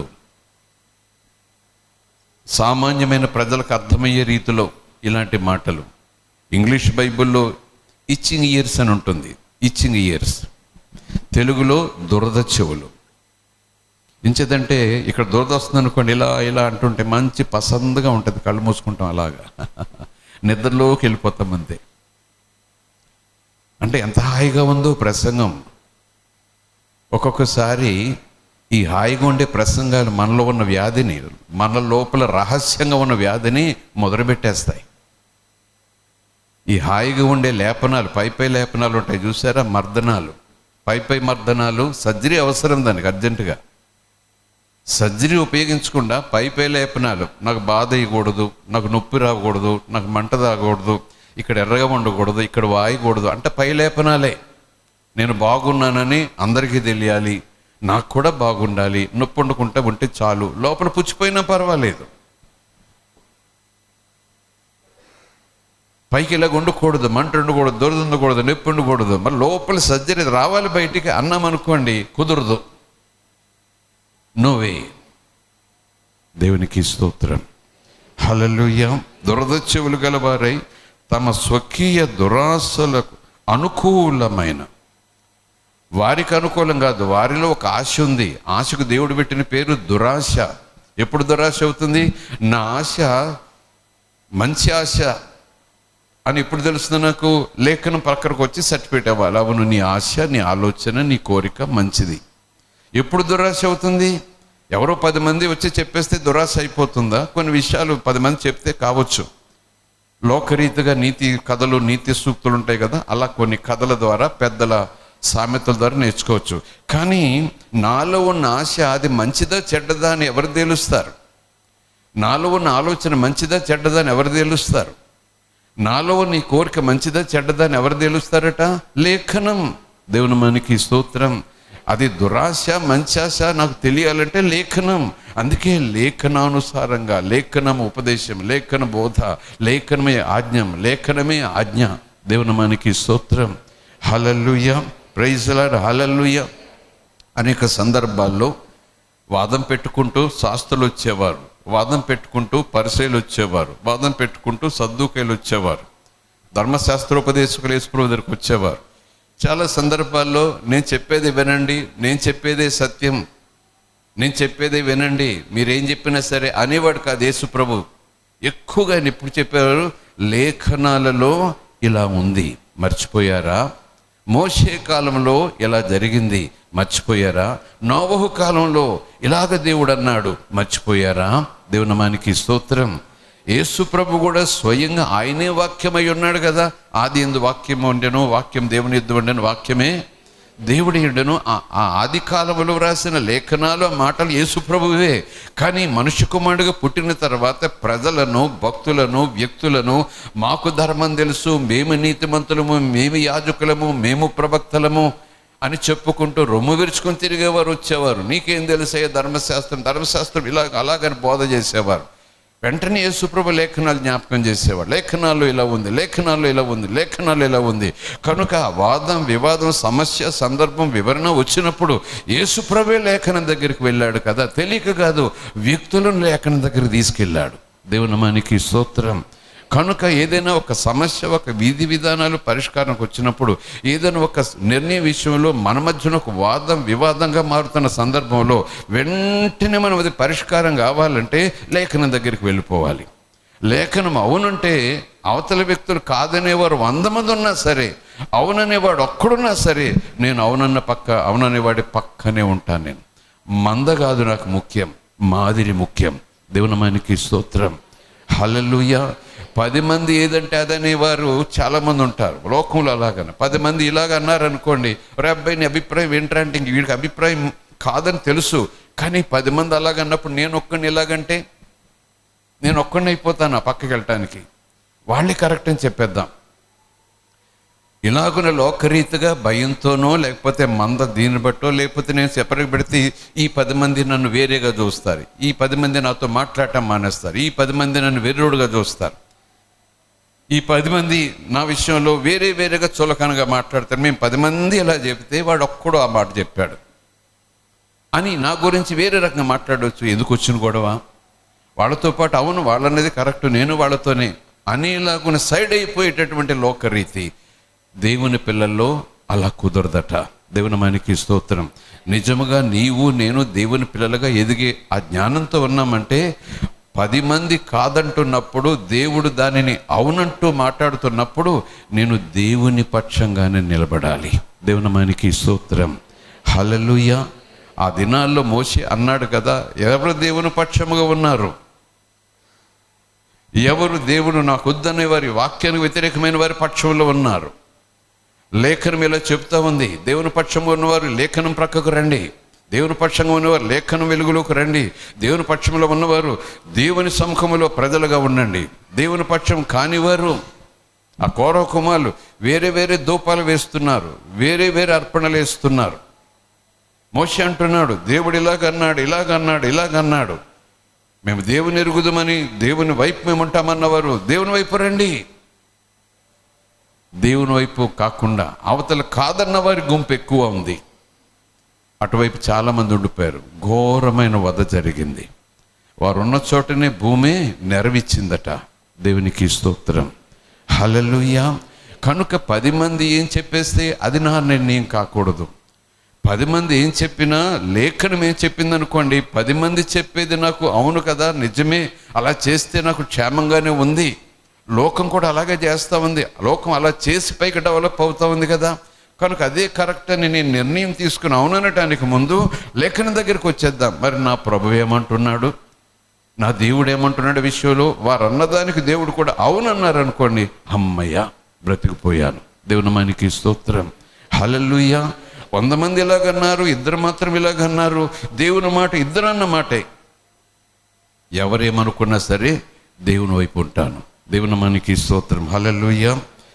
తమ స్వకీయ దురాశలకు అనుకూలమైన బోధకులను తమ కొరకు పోగు చేసుకుని సత్యమునకు చెవి ఇయ్యక, సత్యం అంటే లోకం చెప్పింది సత్యమా, దేవుడు చెప్పింది సత్యమా? అసలు దేవుడే సత్యం కదా, నేనే మార్గం, నేనే జీవం, నేనే సత్యం అన్నారు కదా ప్రభు. ఆయన మాట సత్యమునకు చెవి ఇవ్వక, హృదయం ఇవ్వక, ఆయన మాటకు, ఆయన ఆదేశాలకు, ఆయన నిర్ణయాలకు చెవి యొగ్గక, హృదయం ఇవ్వక, కల్పన కథల వైపు, కల్పన కథలు, కల్పించి చెప్పే కథలు, జరిగింది కొంచెమైతే దానికి కాస్త మసాలా జోడించి చెప్పే కథలు, 30 గంట కథలు చెప్తారు, చివరిలో కూర్చుని చెప్తారు. ఆ కథలు మనల్ని బ్రతికించలేవు, దేవుని వాక్యం బ్రతికిస్తుంది. ఆ కథలు మనల్ని దిద్దుబాటులోకి తీసుకెళ్ళలేవు, దేవుని యొక్క వాక్యం దిద్దుబాటులోకి తీసుకెళ్తుంది. కథలు మనల్ని పరిశుద్ధపరచవు, దేవుని వాక్యం పరిశుద్ధపరుస్తుంది. Praise the lord. హల్లెలూయా. కథలు మనలను దేవుని రూపంలోకి మార్చలేవు. ఒకవేళ దైవజనుని కథలు దేవుని యొక్క రూపంలోనికి మార్చేలాగున అతడు చెప్పినా, దేవుని మనకి స్తోత్రం. Hallelujah, praise the lord, hallelujah. ఆ కల్పించి చెప్పేటటువంటి బోధకుడు, కథలుగా చెప్పేటటువంటి బోధకుడు ఎన్ని రకాలుగా చెప్పినా అది నన్ను యేసు రూపంలోకి మార్చదు. ఒకవేళ నేను ఆ బోధకుని రూపంలోకి వెళ్తానేమో, ఆ బోధకుని పోలికలోకి వెళ్తానేమో, ఆ బోధకుడు నడిచినట్టుగా నడుస్తానేమో, ఆ బోధకుడిని నేను అనుసరిస్తానేమో, కానీ దేవుని లేఖనాన్ని నేను విన్నప్పుడు లేఖనాన్ని నేను అనుసరిస్తా. కథను నేను అనుసరిస్తే ఏమవుతుంది చెప్పండి? కథ కథగా మిగిలిపోతుంది. అలాగనే నా యొక్క ఆధ్యాత్మిక జీవితం కూడా కథగా మిగిలిపోతుంది. కడ వరకు నన్ను అది తీసుకెళ్ళలేదు. దేవుని మనకి స్తోత్రం. Praise the lord, hallelujah, praise the lord, hallelujah. సత్యమునకు చెవియ్యక కల్పన కథల వైపు తిరుగు కాలము వచ్చును. కల్పన కథల వైపు తిరుగు కాలము వచ్చును కనుక వాటికి విముఖుడుగా ఉండు, జాగ్రత్త. దేవుని మనకి స్తోత్రం. ఈ పై వచనాలు కూడా 2వ అధ్యాయం కూడా ఆ తర్వాత వచనాలు చూద్దాం. చూడండి. సత్యవాక్యమును సరిగా ఉపదేశించువానిగాను నిన్ను నీవే దేవునికి కనపరుచుకొనుచు జాగ్రత్తగా ఉండు. తర్వాత అపవిత్రమైన ఒట్టి మాటలకు విముఖుడువయ్యుండు. అపవిత్రమైన ఒట్టి మాటలకు నువ్వు విముఖుడుగా ఉండు. దేవుని మనకి స్తోత్రం. Praise the lord, hallelujah, praise the lord, hallelujah. విముఖుడుగా ఉండు, విముఖుడుగా ఉండు, విముఖుడుగా ఉండు. Oh praise the lord, hallelujah. సుముఖం అంటే ఏకీవించటం, అంగీకరించటం. విముఖం అంటే ఎడముఖం అన్నమాట, దూరం. విముఖుడు అంటే దూరం, అంగీకరించొద్దు, దూరం. అలాంటి వాటికి దూరంగా ఉండు, అలాంటి వాటికి విముఖంగా ఉండు, అలాంటి వాటిని నువ్వు ఇష్టపడకు, అలాంటి వాటితో నువ్వు ఏకీభవించుకో. ఎంత స్పష్టంగా ప్రభు మాట్లాడతారో. అపవిత్రమైన వట్టి మాటలకు విముఖుడవై ఉండము. తిమోతితో మాట్లాడుతున్నాడు అపొస్తలుడైన పౌలు. అట్టి మాటలాడేవారు మరి ఎక్కువగా భక్తిహీనులవుతారు, భక్తిని నష్టపోతారు, భక్తిలో దిగజారిపోతారు, భక్తిలో బలహీనులైపోతారు, భక్తిలో భయము లేని వారైపోతారు. ఓ మై గాడ్, హల్లెలూయా. వింటే ఏమైందండి అని అనుకుంటాం. వింటే ఏమైందండి. చాలాసార్లు ఇలాంటి బోధలు వింటే ఏమైంది, చూస్తే ఏమైంది, అక్కడ ఉంటే ఏమైంది, విముఖుడవై ఉండు అని ప్రభు చెప్తారు. ఉంటే ఏమైంది అని విశ్వాసం అంటున్నాడంటే నీ జ్ఞానం ఎక్కువ, ప్రభు జ్ఞానం ఎక్కువ. నీ ఆదేశం ప్రభు పాటిస్తాడా, ప్రభు ఆదేశం నేను పాటించాలా, నువ్వు పాటించాలా? ఇక్కడే తేలిపోతుంది ఆయన నాకు ప్రభువో కాదు. నిజముగా ఆయన నాకు ప్రభు అయితే ఆయనకు నేను దాసుడను. ప్రైజ్ ది లార్డ్, హల్లెలూయా. ఆయన నన్ను పరిపాలించేవాడైతే, ఆయన పరిపాలనలో నేనున్న ప్రజనైతే, ఆయన ఆజ్ఞాపిస్తే చిత్తం నీ దాసుడు ఆలకించుచున్నాడు అనాల్సినటువంటి వ్యక్తిని నేను. అలాంటి స్థితి, అలాంటి భావన, అలాంటి ప్రవర్తన మన భక్తి జీవితాల్లో ఇంకా ఉందేమో, కొనసాగుతుందేమో, లేదా రాబో దినాల్లో అలాంటి బోధల్లోకి వెళ్ళి అలా తయారవుతామేమో. దేవుడు జాగ్రత్త అంటున్నాడు. దేవుని మనకి స్తోత్రం. Praise the lord, hallelujah. దేవుని మనకి స్తోత్రం కలుగునుగాక. Praise the lord, hallelujah. దేవుని లేఖనములను శ్రద్ధగా మనము వినాలి. ఆ శ్రద్ధతోనే మనము వాటిని అనుసరించాలి. తిమోతికి ఎందుకు బోధ చేసే విషయంలో అపొస్తలుడైన పౌలు ఇలాగున హెచ్చరిక చేస్తున్నాడు, ఇంత తీవ్రంగా హెచ్చరిక చేస్తున్నాడు? మరి ఆ భయము, ఆ తీవ్రత పౌల్లో ఉందా? నువ్వు ఇలా బోధ చేయాలి, ఎలా వాక్యం చెప్పాలి, ఎలా ఉపదేశం చేయాలి, ఎలా దూరంగా ఉండాలి అని పౌలు చెబుతూ తాను ఎలాగ ఉంటున్నాడు మరి అని అంటే, కొరింథీ రాసినటువంటి పత్రిక, కొరింథీ సంఘం రాసిన పత్రిక మనం గడిచిన వారం చదువుకున్నాం కదా. ఈ ఉపదేశాలు చేసేటటువంటి నేను, ఈ ఉపదేశాలు చేస్తున్నటువంటి నేను ఎక్కడ భ్రష్టుడినైపోతానో, ఎక్కడ భక్తిహీనుడినైపోతానో, ఎక్కడ భక్తిలో నుంచి దిగజారిపోయి భ్రష్టుడినైపోతానని ప్రతిరోజు నా శరీరాన్ని నలగగొట్టుకొనుచున్నాను. Praise the lord, hallelujah. దేవుని మనకి స్తోత్రం, హల్లెలూయా. ప్రైజ్ ది లార్డ్, హల్లెలూయా. కొరింథీయులకు రాసినటువంటి మొదటి పత్రిక 9వ అధ్యాయము 27వ వచనం చూడండి. ఆ వచనం చూద్దాం.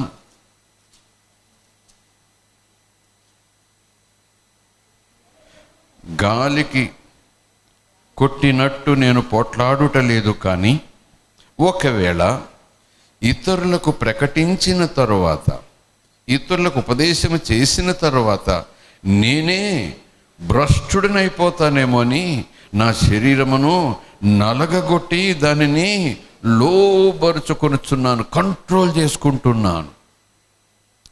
లోకం పోయే రీతిగా, లోకులు పోయే రీతిగా లోకానుసారంగా మాట్లాడుతున్నానేమో, లోకానుసారంగా నిర్ణయాలు తీసుకుంటున్నానేమో. బోధ చేసిన తర్వాత మరలా నేను లోకానుసారంగా మరొక రీతిలో బోధలు చేస్తున్నానేమో, ఎక్కడ భ్రష్టుని అయిపోతానేమో అని నా శరీరాన్ని నలగగొట్టుకుంటూ దాన్ని లోబర్చుకుంటున్నాను, కంట్రోల్ చేసుకుంటున్నాను, నియంత్రించుకుంటున్నాను. దేవునికి స్తోత్రం. నా శరీరాన్ని, నా ప్రవర్తనను, నా మాటలను, నేను జీవించే జీవితాన్ని కంట్రోల్ చేసుకుంటున్నాను.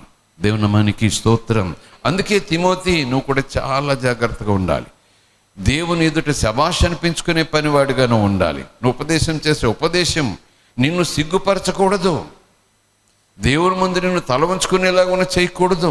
కేవలం ఉపదేశం చేసేవాడిగా మాత్రమే కాదు, నీ ప్రవర్తనతో కూడా నువ్వు ఉపదేశం చేయగలగాలి. దేవుని నామానికి స్తోత్రం. Praise the lord, hallelujah. ఆ మాట కూడా తిమోతి రాసిన పత్రికలు మనం చూస్తాం. మొదటి తిమోతికి రాసిన పత్రిక, తిమోతికి రాసిన మొదటి పత్రిక అనుకోండి, 4వ అధ్యాయం 11 నుంచి చదువుదాం. ఈ సంగతులను ఆజ్ఞాపించి బోధించుము. నీ యవ్వనమును బట్టి ఎవడునూ నిన్ను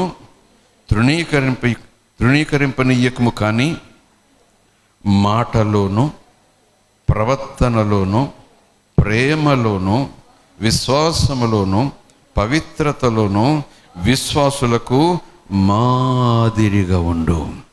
దేవునికి స్తోత్రం, హల్లెలూయా. విశ్వాసులకు మాదిరిగా ఉండాలంటే ఏ మాదిరి? అది నా సొంత మాదిరి కాదు. ఏ మాదిరిలోకి వెళ్ళాలి? వాక్యం, దేవుని మాదిరిలోకి వెళ్ళాలి. దేవుని నామానికి స్తోత్రం. సంఘం ఎలా నడిపించబడాలి? సంఘములోని విశ్వాస సమాజం ఎలా నడిపించబడాలి? కాపరే, గొర్రెలు గొర్రెలే. కానీ చాలా చోట్ల విశ్వాసులు నడిపిస్తారు కాపరిని. విశ్వాసులు కూర్చోమంటే కూర్చోవాలి కాపరి, నుంచోమంటే నుంచోవాలి. లేఖనం ఇలా ముందు కదమ్మా అంటే వెళ్ళిపోతారు వాళ్ళు, మంద తగ్గిపోద్ది. అదేం సంఘం, అదేం క్రమం? దేవుని నామానికి స్తోత్రం. ప్రైజ్ ది లార్డ్, హల్లెలూయా. కొంతమంది కాపర్లు అలా చెప్పిన వారు ఉన్నారు. అమ్మో, ఇలాంటి ప్రసంగాలు చేయకూడదండి మా సంఘంలో, ఇలాంటి బోధ చేయకూడదండి మా సంఘంలో. కొన్ని విషయాలు అడిగితే మా సంఘాన్ని అడిగి చెప్తానండి అంటారు. ఆలోచన కాదు అక్కడ. ఒకవేళ అది దేవుని క్రమము సంబంధించినటువంటి ఆలోచన అయితే, ప్రణాళిక అయితే, ఆ ప్రణాళికను ప్రకటించి ముందుకు వెళ్ళటమే. ఒకవేళ దేవుని ప్రణాళిక పరిశుద్ధాత్మ బయలుపరిచిన తర్వాత దాన్ని సంఘంలో కాదన్నారు అనుకోండి, జరగదు. అంటే సంఘం శరీరానుసారంగా, లోకానుసారంగా వెళుతుంది కానీ ఆత్మానుసారంగా వెళ్ళటం లేదన్నమాట. దేవుని నామానికి స్తోత్రం. అలాంటి సంఘాల్లో ఉండుట కన్నా ఊడటమే మంచిది. దేవుని ఆత్మచేత ఎందరైతే నడిపించబడతారో వారు దేవుని కుమారులని పిలువబడతారు. దేవుని నామానికి స్తోత్రం. Praise the lord, hallelujah. దేవుని నామానికి స్తోత్రం. మాటల్లోనూ, ప్రవర్తనలోనూ, ప్రేమలోనూ, విశ్వాసములోనూ, పవిత్రతలోనూ విశ్వాసులకు మాదిరిగా ఉండుము. నేను వచ్చే వరకు చదువుట యందును, హెచ్చరించుట యందును, బోధించుట యందును జాగ్రత్తగా ఉండు. చదవటం విషయంలో జాగ్రత్త, హెచ్చరిట విషయంలో జాగ్రత్త, బోధించట విషయంలో జాగ్రత్త. ఇందాక చదువుకున్నాం కదా, బుద్ధి చెప్పుటలో, గద్దించుటలో, ఖండించుటలో జాగ్రత్త. దేవుని నామానికి స్తోత్రం. ఇవన్నీ ఎలా చేయాలి? కోపంతో కాదట, అది ప్రేమ కలిగిన సహృదయంతో, దేవుని ఆత్మచేత నింపబడిన హృదయంతో ఇవి జరగాలి. దేవుని నామానికి స్తోత్రం. Praise the lord, hallelujah. Praise the lord, hallelujah. దేవుని నామానికి స్తోత్రం. ఒక వచన భాగాన్ని చదువుకుందాం, సమయం అయింది. కొలస్సీలకు రాసినటువంటి పత్రిక 3వ అధ్యాయం 1వ వచనం నుంచి చదువుదాము. మీరు క్రీస్తుతో కూడా లేపబడిన వారైతే పైనున్న వాటినే వెదకండి. అక్కడ క్రీస్తు దేవుని కుడిపార్శ్వమున కూర్చుండి ఉన్నాడు. పైనున్న వాటి మీదనే కానీ భూ సంబంధమైన వాటి మీద మనసు పెట్టుకోకండి. పైన పైన పైన అంటే ఎక్కడ? 1వ అంతస్తా, 2వ అంతస్తా, 3వ అంతస్తా, మిద్ది మీద, సన్షేడ్ మీద? పైన అంటే ఇలా చూస్తే ఉండదు. పైన అనేటప్పటికి ఏం చెప్తున్నాడు? పైన అంటే ఎక్కడ? దేవుని సంబంధం. పైన అంటే ఎక్కడ? దేవుని ప్రక్కన యేసు ప్రభు కుడిపార్శ్వమున కూర్చున్నాడు. అంటే ఆత్మ సంబంధమైన విషయాల మీద మనసు పెట్టండి. దేవుని సంబంధమైన విషయాల మీద మనసు పెట్టండి, చూపు పెట్టండి. క్రీస్తు సంబంధమైన విషయాల మీద మీరు మనసు పెట్టండి, చూపు పెట్టండి. దేవుని మనకి స్తోత్రం. పైనున్న వాటి మీదనే కానీ భూ సంబంధమైన వాటి మీద మనస్సు పెట్టుకోకండి. మన మనస్సు ఎక్కడుంటుందో మన శరీరం అక్కడ ఉంటుంది. అంతే. మన మనసు ఎక్కడుంటుందో మన శరీరము అక్కడ ఉంటుంది. శరీరం ఉన్న చోట మనసు కాదు. మనసు ఎక్కడుంటుందో శరీరం. ముందు ఆశ కలిగేది ఎక్కడ? వాంఛ కలిగేది ఎక్కడ? కోరిక కలిగేది ఎక్కడ? మనసులో, హృదయంలో. అదే మనల్ని ఈడ్చుకుపోతుంది కదా, అదే మనల్ని లాగుకుపోతుంది కదా, అదే మనల్ని జారిపోయేలాగా చేస్తుంది కదా. కనుకనే ముందు మనసును పైనున్న వాటి మీద లగ్నం చేస్తే, ఆ మనసు ఆత్మజ్ఞానంతో బలపడితే, ఆత్మజ్ఞానంతో ఆత్మబలముతో ఆ మనసు శరీరాన్ని కంట్రోల్ చేస్తుంది. దేవునికి స్తోత్రం. Praise the lord. హల్లెలూయా. పైనున్న వాటి మీదనే కానీ భూ సంబంధమైన వాటి మీద మనస్సు పెట్టుకోవద్దు. ఏలయనగా, ఎందుకంటే మీరు మృతి పొందితిరి, మీ జీవము క్రీస్తుతో కూడా దేవుని యందు దాచబడి ఉన్నది. మనకు జీవమై ఉన్న క్రీస్తు ప్రత్యక్షమైనప్పుడు మీరును ఆయనతో కూడా మహిమయందు ప్రత్యక్షపరచబడుదురు. 5వ వచనం. కావున భూమి మీదనున్న మీ అవయవములను అనగా జారత్వము, అపవిత్రత, కామాతురత, దురాశ, విగ్రహారాధన, ధనాపేక్ష చంపివేయండి. చంపివేయండి. అసలు కొంచెం కూడా ఉండటానికి వీల్లేదు. Destroy them, kill them. బంధించండి, దూరం పెట్టండి కాదు అక్కడ. వాటికి దూరంగా ఉండండి కాదు అక్కడ.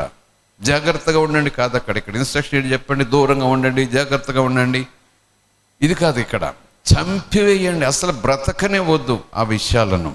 ఏ విషయాలు?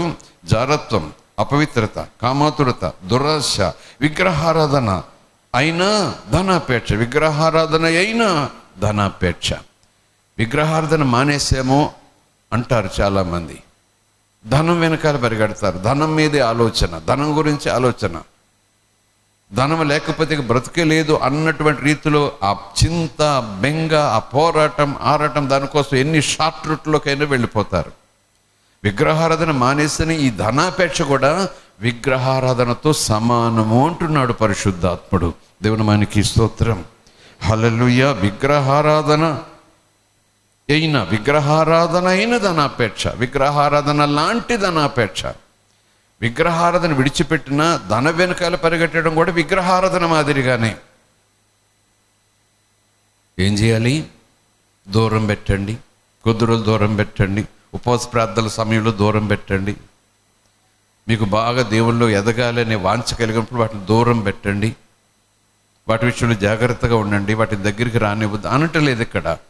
చంపివేయండి. Kill them, kill them, kill them, kill them. నాకు అంత బలం లేదంటే పరిశుద్ధాత్ముడు నీకు సహాయం చేస్తారు. వాక్యం నీకు సహాయం చేస్తుంది. దేవుని మనకి స్తోత్రం. Praise the lord. హల్లెలూయా. ఆ తర్వాత వాటి వలన దేవుని ఉగ్రత అవిధేయుల మీదకి వస్తుంది. వాటి వలన, పైన చెప్పిన వాటి వలన దేవుని ఉగ్రత అవిధేయుల మీదకి వస్తుంది. పూర్వము వారి మధ్య జీవించినప్పుడు మీరును వీటిని అనుసరించి నడుచుకున్నారు ఒకప్పుడు. ఇప్పుడైతే మీరు కోపము, ఆగ్రహము, దుష్టత్వము, దూషణ, మీ నోట బూతులు అని వీటన్నిటినీ విసర్జించండి. ఒకరితో ఒకడు అబద్ధమాడకండి. ఏలయనగా ప్రాచీన స్వభావమును దాని క్రియలతో కూడా మీరు పరిత్యజించి జ్ఞానము కలుగు నిమిత్తము దానిని సృష్టించిన వాని పోలిక చొప్పున నూతన పరచబడుచున్న నవీన స్వభావమును ధరించుకొని ఉన్నారు. దేవుని నామానికి స్తోత్రం. హల్లెలూయా. ఈ సెల్ఫ్ డిసిప్లిన్లో మనం చెప్పుకోబోయే ఉపదేశాలు రాబో దినాల్లో ఆ తరగతుల్లో దేవుడు మన ముందు పెట్టే అనేక విషయాలన్నీ కూడా ఇలాంటి వచనాల్లో నుంచి వచ్చేస్తాయి. డిసిప్లిన్, నోటి మాట విషయంలో డిసిప్లిన్, భోజన విషయంలో డిసిప్లిన్, ఇంకా చాలా విషయాల్లో ఆ డిసిప్లిన్ ఎలాగుండాలో ఇలాంటి లేఖనాలే మనకి బోధ చేసేస్తాయి. దేవుని నామానికి స్తోత్రం కలుగును గాక. Praise the lord. హల్లెలూయా. దేవుని నామానికి స్తోత్రం. ఇవన్నీ ఎందుకు రాయిస్తున్నారు ప్రభు ఇలాగున? ఇలాంటి హెచ్చరికలు కొలసీ సంఘానికి చెప్పినా, పేతురు తన సంఘానికి చెప్పినా, తిమోతి నడిపించే సంఘానికి చెప్పినా, తీతు నడిపించే సంఘానికి చెప్పినా, ఈ లేఖనాలన్నీ హెచ్చరికగానే వస్తున్నాయి సంఘాలకి. మీరు ఇలాగ ఉండాలి, ఇలా ఉండకూడదు. మీరు క్రీస్తులో నూతనపరచబడిన వారు ఉన్నారు కనుక, నూతనపరచబడుచున్నారు కనుక మీరు దినదినము ఈ అభ్యాసంలోనికి రావాలని పరిశుద్ధాత్ముడు ఆ రోజు అపొస్తలుల ద్వారా సంఘాలకి అవే మాటలు ఈరోజు మనలను క్రమపరచడానికి, సెల్ఫ్ డిసిప్లిన్. దేవుని నామానికి స్తోత్రం అంటున్నారు కదా. ఇక్కడ చివరి మాట, ఒకరితో ఒకరు మీరు అబద్ధములు ఆడొద్దు.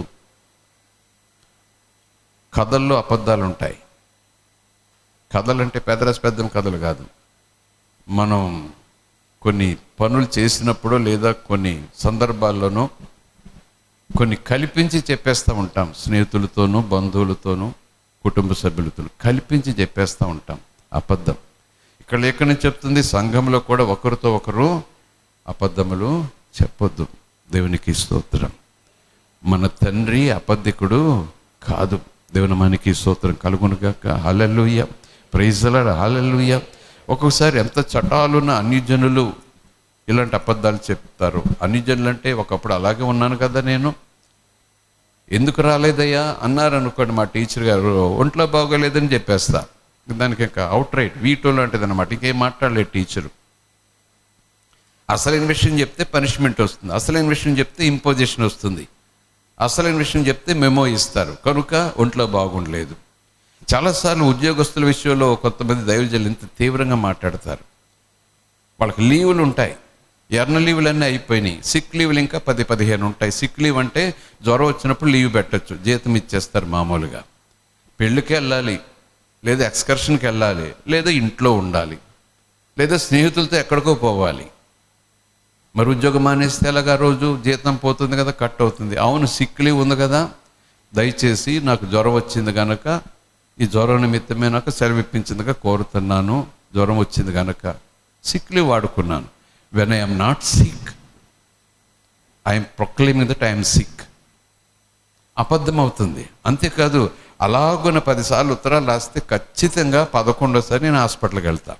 ఎందుకంటే నువ్వు అనారోగ్యం లేకుండా అనారోగ్యం వచ్చింది, నాకు జ్వరం వచ్చిందని రోజు చెప్తున్నావు కనుక నెమ్మదిగా నీలోకి వస్తుంది. అది ఉంటేనే లేదని చెప్పమంటున్నాడు. లేనిదని ఉన్నదని చెప్తే ఇంకెలా ఉంటుందని చెప్పండి. దేవుని నామానికి స్తోత్రం. అంచేత ఉద్యోగస్తుల మధ్యన పరిచర్య చేసేవారు, ఉద్యోగస్తులు ఎంత నీతిగా, ఎంత యథార్థంగా, ఏ రీతిగా ఉండాలని ఖండిస్తూ వాక్యం చెప్పేవారు. ఇలాంటి మాటలన్నీ క్యాజువల్గా పెట్టేస్తాం. లీవ్ అది క్యాజువల్గా చేస్తాం. నాకు ఒంట్లో బాగుండలేదు కనుక హాస్పిటల్కి వెళ్తున్నాను కనుక, లేకపోతే నా పిల్లలకు ఒంట్లో బాగుండలేదు కనుక వాళ్ళని తీసుకెళ్తున్నాను కనుక, అవన్నీ కూడా ఇంకా అవతల అధికారులు ఇంకా దాన్ని కాదని లేరు. అయ్యో పాపం పిల్లోడికి, అయ్యో పాపం భార్యకి, అయ్యో పాపం అనుకుంటూ ఓకే ఓకే ఓకే అంటారు. కానీ నేను వెళ్ళేది మరొక చోటకి, నేను ఇంట్లో పడుకోవటానికో, పండగ చేసుకోవటానికో, ఎక్కడికో పోయి ఆనందం కోసమో. కానీ ఏం జరగవు అక్కడ.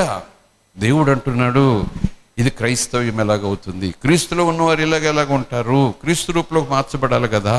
దేవుని నామానికి స్తోత్రం. ఇదే అప్పుడు నేను అనుకోవాలి, ఇలాంటి మాటలు విన్నప్పుడు నేను అనుకోవాలి, ఇక ఈ రోజు నుంచి నేను దేవుడు అవనట్టుగానే ఉంటాను, దేవుడు కాదన్నట్టుగా నేను ఉండను. దేవుని నామానికి స్తోత్రం. పరిశుద్ధాత్ముడే అంటాడు, నువ్వు దేవుని బిడ్డవైతే దేవుని పక్షంగా ఉండు, దేవుని బిడ్డ కాకపోతే లోకం పక్షంగా ఉండు. లోకమంతా అబద్ధికునితో ఉంది, అబద్ధికుడు లోకాన్ని పరిపాలిస్తున్నాడు, అరాచకంతో పరిపాలిస్తున్నాడు. లోకం తీరులో నేను ఉంటానంటే నువ్వు దేవుని బిడ్డవైతే లోకం తీరులో ఎలా ఉంటావని పరిశుద్ధాత్మ అడుగుతాడు. దేవుని నామానికి స్తోత్రం. మనం ఏదో క్యాజువల్గా తీసుకోవటం కాదండి. ప్రతి విషయం కూడా దేవుడు అద్భుతమైన రీతిలో మలుస్తూ వస్తాడు. ఇవన్నీ ఎందుకు బోధిస్తున్నాడు మనకి ప్రభు? Self discipline. దేవుని మనకి స్తోత్రం. ఈ సెల్ఫ్ డిసిప్లిన్ విషయంలో మనము ఇక నిరంతరము నిర్లక్ష్యంగా ఉన్నామనుకోండి, నాలుక చప్పరించేలాగా ఉన్నామనుకోండి, చూద్దామలే అన్నట్టుగా, ఏముంది ఇలా వెళ్ళి ఒకరోజు ఉపవాసం ప్రార్థన చేసి అయ్యా అంటే చాలు ఆయన అలా కూల్ అయిపోతాడు. మన వేషాలకు లొంగడాయన, మన నాటకాలని ఆయన బాగా తెలుసు. దేవునికి స్తోత్రం. హల్లెలూయా. దేవుడు నన్ను క్రమశిక్షణలో పెట్టే స్థాయిలోకి వచ్చేసాను నా నిర్లక్ష్యంతో, నా ఇండిసిప్లిన్ లైన్తో. దేవుడు నన్ను ఇక క్రమశిక్షణలో పెడతాడు. నేను దేవుని కొడుకును కాబట్టి, ఆయన తండ్రి కాబట్టి ఖచ్చితంగా నన్ను లైన్లో పెడతాడు. ఆయన లైన్లో పెట్టే స్థాయికి నా యొక్క ఇండిసిప్లిన్ వచ్చేసింది అని నేను తెలుసుకున్నప్పుడు నిజమైన మారు మనసుతో సరి చేసుకోవాలి తప్ప, ఏముంది ఒక ఉపవాస ప్రార్థన చేసుకుంటాను, దేవుడు అన్నీ సరి చేసేస్తాడు. లేకపోతే గొప్ప దైవజనుడి దగ్గరికి వెళ్ళి ప్రార్థన చేసుకుంటాను, దేవుడు సరి చేసేస్తాడు. క్రమశిక్షణ దైవజనుడి ప్రార్థనతో రాదు. క్రమశిక్షణ ఉపవాస ప్రార్థన 3 రోజులు చేసేస్తే అదేదో క్రమశిక్షణ అయిపోదు. మనలను మనము క్రమపరుచుకునేదే క్రమశిక్షణ. దేవుని మనకి స్తోత్రం. భక్తి చేస్తే క్రమశిక్షణ రాదు. క్రమములోకి వెళ్ళటానికి ఇష్టపడుతూ అడుగులు ముందుకు వేస్తే క్రమశిక్షణ. ఆ క్రమశిక్షణతో చేసేదే భక్తి అని దేవుడు అంటాడు. ప్రార్థన చేసుకుందాం, తలలు వంచండి. దేవునికి స్తోత్రం. ప్రార్థన. పరిశుద్ధుడా మా తండ్రి, దయగల దేవా, మాట్లాడుతున్నావు. నీ ఆత్మ ద్వారా అలనాడు సమాజము, సంఘము నీ మంద కొరకు, నీ ప్రజల కొరకు, నీ భక్తుల కొరకు, నీ శరీరమైన సజీవమైన రాళ్ల కొరకు చెక్కబడినట్టుగా ఉండు నిమిత్తము రాయించిన లేఖనాలు మేము జ్ఞానము కలిగి ఉండుట కొరకు, విజ్ఞానము కలిగి ఉండుట కొరకు, వివేచన కలిగి ఉండుట కొరకు, బుద్ధి కలిగి ఉండుట కొరకు, నీ పిల్లలముగా ఉండుట కొరకు, నీ పిల్లలము ఎదుగుట కొరకు, నీ పోలికలోనికి మార్చబడు నిమిత్తము నీ మార్గములో నడుచుట కొరకు ప్రభువా, నీవు మా ముందుంచుచున్న లేఖనములు బట్టి స్తోత్రాలు. నిన్నటి దినం వరకు, ఈ గడియ వరకు ఎలాగున ఏ స్థాయిలో మా యొక్క ఆధ్యాత్మిక జీవితాలు ఉన్నాయో మాకు తెలుసు, నీకు తెలుసు నా తండ్రి. మీకు స్తోత్రం. కనుక ఈరోజు మరొక్కసారి నీ సన్నిధిలో తల ఉంచి, ఇకనైనా మారు మనసు పొందని నువ్వు సంఘముతో చెప్పుతున్న మాటను నీ మాటగా ఈరోజు నా మాటగా, నా మనసులో మాటగా స్వీకరిస్తున్నా స్వామి. అలాగుండుటకు సహాయం చేయండి. అలాగున క్రమపరుచుకున్నటకు సహాయం చేయండి. అలాగున నీ లేఖనాలకు విలువిచ్చుటకు సహాయం చేయండి. యేసు నామములో అడుగుచున్నాం తండ్రి. ఆమేన్.